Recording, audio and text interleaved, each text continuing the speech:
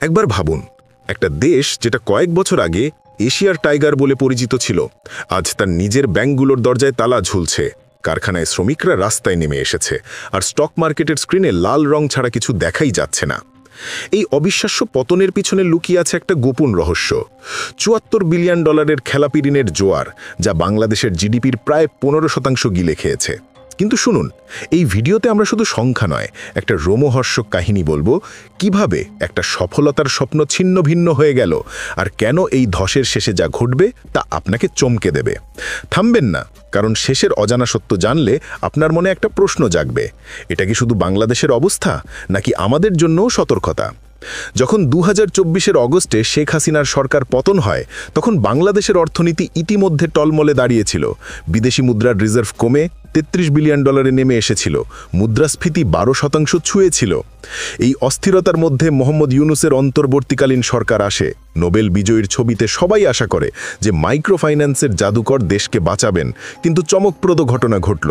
1 বছরের মধ্যে সেই আশা ধুলোয় মিশে গেল, আর অর্থনীতি একটা অন্ধকারের আড়ালে ঢুকে পড়ল। এখন প্রশ্ন উঠছে, সেই পুরনো ক্ষত কি নতুন নেতৃত্ব আরও গভীর করে দিয়েছে? এবার শুনুন একটা অবিশ্বাস্য তথ্য, যা জানলে চমকে উঠবেন।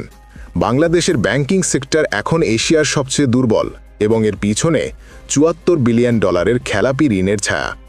কল্পনা করুন, আপনার পকেট থেকে টাকা ধার নেয়া বন্ধু যদি ফেরত না দেয়, তাহলে আপনার স্বপ্নগুলো কিভাবে ছিন্ন ভিন্ন হয়। ঠিক তেমনি এই খেলাপি ঋণগুলো দেশের অর্থনীতির শিরা নাড়িকে ক্ষতবিক্ষত করছে।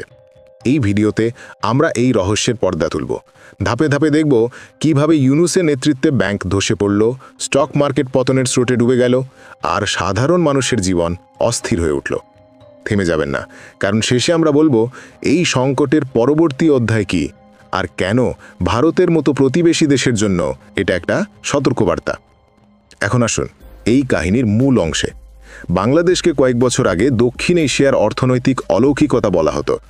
2 বছর আগে বাংলাদেশের গড় গ্রোথ রেট ছিল 6.6%। গার্মেন্ট শিল্প বিশ্ববাজার জয় করছিল, বিদেশি বিনিয়োগের ঢেউ উঠেছিল। কিন্তু মুহূর্তেই পাল্টে গেল সবকিছু। 2024-এর অস্থিরতার পর ইউনূসের অন্তর্বর্তী সরকার আসে, আর অর্থনীতি একটা অদ্ভুত ঘটনা প্রবাহে ঢুকে পড়ে। সর্বশেষ তথ্য অনুসারে 2025-এর জুনে খেলাপি ঋণের পরিমাণ 9 লক্ষ কোটি টাকা ছাড়িয়েছে, যা প্রায় $৭৪ বিলিয়ন। তবে প্রশ্ন হলো, এটা কি? খেলাপি ঋণ মানে ব্যাংক থেকে ধার নেওয়া টাকা ফেরত না দেয়া, যেন আপনি বাজার থেকে চাল কিনে এনে খেয়ে ফেললেন কিন্তু পয়সা দিলেন না।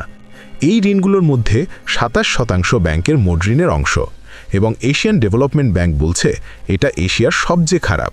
অর্থাৎ বাংলাদেশের ব্যাংকগুলোর পরিস্থিতি এশিয়ার মধ্যে সবথেকে খারাপ। মানে আফগানিস্তান, নেপাল, এমনকি শ্রীলঙ্কার পরে রাষ্ট্রীয়ত্ব ব্যাংকগুলোতে এটা 45% ছাড়িয়েছে, অর্থাৎ প্রায় অর্ধেক ঋণই খেলাপি। কিন্তু এটা কোথায় শুরু হলো? ফিরে যান 2024-এর শেষ দিকে। হাসিনা সরকারের আমলে খেলাপি ঋণ ছিল 20%, কিন্তু রাজনৈতিক অস্থিরতায় ব্যবসায়ীরা ঋণ নিয়ে পালালেন, ফিরিয়ে দিলেন না। ইউনূসের নেতৃত্বে এটা আরও বেড়েছে। কেন জানেন? কারণ স্থিতিশীলতা এলো না। নন ব্যাংকিং ফাইন্যান্সিয়াল ইনস্টিটিউশনগুলোতে 83% ঋণ খেলাপি। সেন্ট্রাল ব্যাংক 8টা কোম্পানিকে লিকুইডেট করার নির্দেশ দিয়েছে। এখন ব্যাংকগুলো লাইফ সাপোর্টে চলছে, যেন একটা রোগীকে অক্সিজেন লাগিয়ে রাখা হয়েছে। আর স্টক মার্কেটের কথা বললে শেষ 16 বছরে 38% কমে এসেছে। মুদ্রাস্ফীতি বিবেচনায় বিনিয়োগকারীরা বছরে 3% লস করছে। 2025-এর মার্চে নন পারফর্মিং লোন 4.3 ট্রিলিয়ন টাকা, আর জুনে 5.3 লক্ষ কোটি টাকা।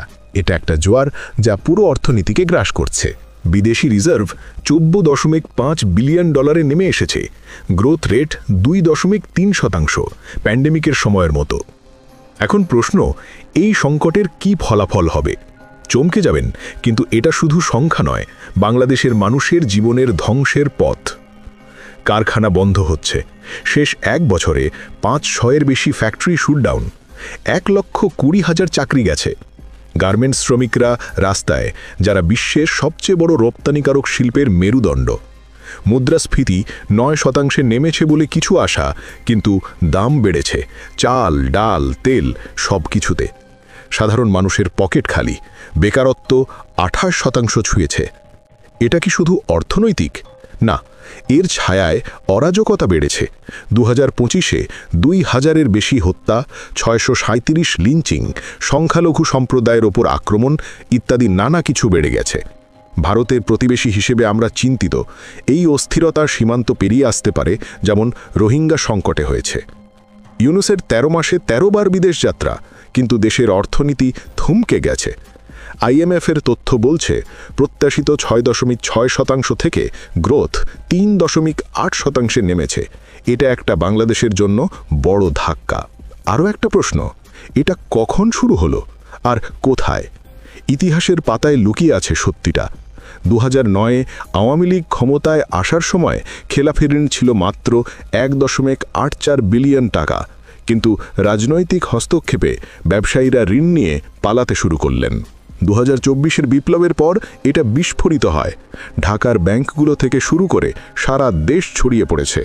ইউনুসের আমলে রিজার্ভ 33 বিলিয়ন থেকে 14.5 বিলিয়ন ডলারে নেমেছে। বিদেশি বিনিয়োগ 71% কমেছে। সুইজারল্যান্ড, ইউএসএইডের অনুদান বন্ধ, পাকিস্তানের সাথে ঘনিষ্ঠতা বাড়ছে। এটা কি ভারত বিরোধী নীতির ফল? সাজিব ওয়াজেদের মতো নেতারা টুইট করে বলছেন ইউনুসের শাসন অর্থনীতি, নিরাপত্তা, গণতন্ত্রকে ধ্বংস করছে। এই অস্থিরতায় শিল্প উৎপাদন 40 থেকে 25% নেমেছে। 100 গার্মেন্টস ফ্যাক্টরি বন্ধ, 50,000 শ্রমিক বেকার। এবার চিন্তা করুন পরবর্তী কি হবে। এই সংকটের পরিণতি চমকপ্রদ। ব্যাংক কলাপস হলে পুরো দেশের অর্থনীতি থেমে যাবে, যেমন 1990-এর দশকে শ্রীলঙ্কায় হয়েছে। বিশেষজ্ঞরা বলছেন ঋণ ফেরত আদায় না করলে আইএমএফের $8 বিলিয়ন সাহায্য বাঁচাতে পারবে না। ইউনুস 2026-এর আগে নির্বাচনের প্রতিশ্রুতি দিয়েছেন, কিন্তু তার 13তম বিদেশ যাত্রায় সেপ্টেম্বর 2025-এ নিউ ইয়র্কে ইউএন জেনারেল অ্যাসেম্বলিতে কোনো সমাধান নেই। বিদেশি বিনিয়োগকারীরা অপেক্ষা করছে, নির্বাচনের পরবর্তী স্পষ্টতা চায়। যদি না হয় তাহলে আরও কারখানা বন্ধ, বেকারত্ব বাড়বে আর সীমান্তে অভিবাসনের চাপ বাড়বে। ভারতের উত্তর পূর্বাঞ্চলে প্রভাব পড়বে। আর কি করা উচিত? এখানে আমার একটা সহজ উত্তর।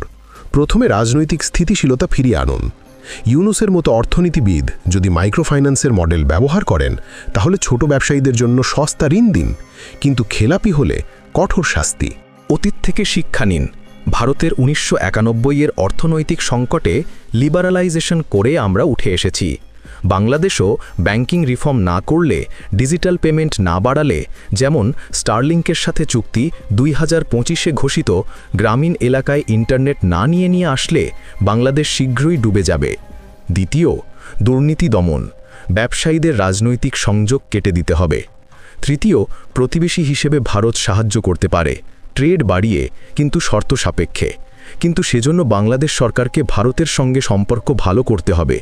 যদি না করা হয় তাহলে এই সংকট আরও গভীর হবে, যেমন পাকিস্তান, চীনের ডেট ট্র্যাপে পড়বে তারা। এই কাহিনী শেষ হয়নি। বাংলাদেশ উঠে দাঁড়াতে পারে, কিন্তু সময় খুব কম।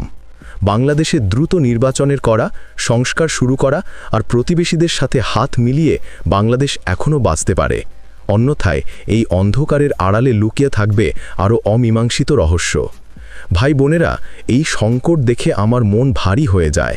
বাংলাদেশ আমাদের প্রতিবেশী, ভাষা এক, সংস্কৃতি মিলে যায়, কিন্তু ইউনুসের নেতৃত্বে যে অরাজকতা ছড়ালো তা ভারতের সীমান্তকেও অস্থির করছে। হিন্দু সম্প্রদায়ের উপর আক্রমণ, মিলিটেন্সির উত্থান, এটা শুধু তাদের নয়, আমাদের নিরাপত্তার প্রশ্ন। অর্থনৈতিকভাবে দেখুন, এই খেলাপি ঋণের জোয়ার যদি না থামে, তাহলে রোহিঙ্গাদের মতো আরও অভিবাসী আসবে। আমাদের উত্তর পূর্বের শান্তি বিঘ্নিত হবে। বন্ধুরা, ভিডিওটিকে শেষ করার আগে আপনাদের কাছে একটি ছোট্ট কুইজ, আর তা হলো সম্প্রতি রাশিয়া ভারতকে কোন পঞ্চম প্রজন্মের যুদ্ধবিমানের যৌথ উৎপাদনের প্রস্তাব দিয়েছে, যা নিয়ে বর্তমানে আলোচনা চলছে। Option A MiG-35, option B Sukhoi 50, option C Rafale, option D F-35। কমেন্টে আপনার উত্তর অবশ্যই জানান। যাদের উত্তর সঠিক হবে তাদেরকে আমাদের চ্যানেলের তরফ থেকে হার্ট দেওয়া হবে। আমাদের আগের ভিডিওগুলো দেখার জন্য ডান প্লেলিস্টে ক্লিক করুন। আমাদের রিসেন্ট ভিডিও দেখার জন্য বাঁ পাশে ক্লিক করুন। ভিডিওটি ভালো লাগলে লাইক করে দিন। চ্যানেলটিকে সাবস্ক্রাইব করে রাখুন, যাতে আপনি পরবর্তী ভিডিও আপডেট সবার আগে পেতে পারেন। জয় হিন্দ, বন্দে মাতরম।